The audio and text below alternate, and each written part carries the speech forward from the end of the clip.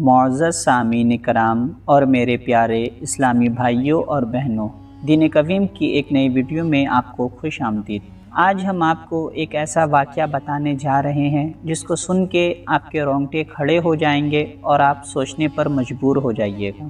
تو آئیے اس ویڈیو کو لاسٹ تک دیکھیں۔ ایک شخص قبرستان میں جا کر نعش کے ساتھ زنا کرتا تھا، تو اس زمانے میں جو بادشاہ وقت تھا وہ بڑا نیک اور پرہیزگار تھا۔ ایک دن جب بادشاہ رات میں سویا تو اس کے خواب میں ایک سفید پوش انسان آیا اور اس نے کہا کہ فلاں مقام پر فلاں شخص اس گناہ میں ملوث ہے، تو میں آپ کو حکم دیتا ہوں کہ اس زانی کو فوراً اپنے دربار میں لا کر اس کو مہمان خصوصی کے عہدے پر مقرر کیا جائے۔ بادشاہ یہ بات سن کر بڑا حیران ہوا کہ ایک ایسے شخص کو دربار میں لا کر مہمان خصوصی کا درجہ دیا جائے جو قبرستان میں نعش کے ساتھ زنا کرتا ہے۔ تو بادشاہ جیسے ہی اس سفید پوش انسان سے اس کی وجہ پوچھنی چاہی تو فوراً خواب ٹوٹ گیا اور بادشاہ سوچ میں پڑ گیا۔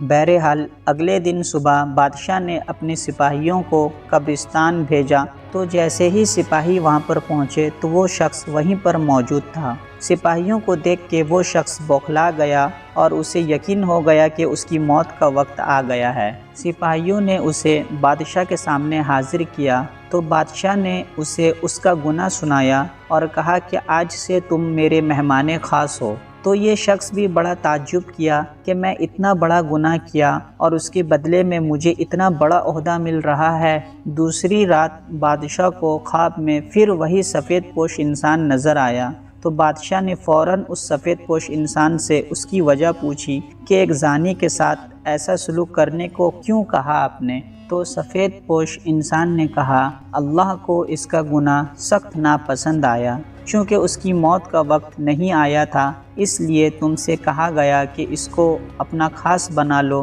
تاکہ وہ عیش و عشرت میں پڑ جائے اور کبھی اپنے گناہ پر نادم ہو کر معافی نہ مانگ سکے، کیونکہ اس کی سزا آخرت میں طے کر دی گئی ہے، اور یہ کہ وہ مرتے دم تک عیش و عشرت میں ڈوبا رہے گا اور بلکہ خوش بھی ہوگا کہ جس گناہ پر اسے سزا دی جانی چاہیے تھی تو اس گناہ پر اسے اعلیٰ عہدے پر فائز کر دیا گیا۔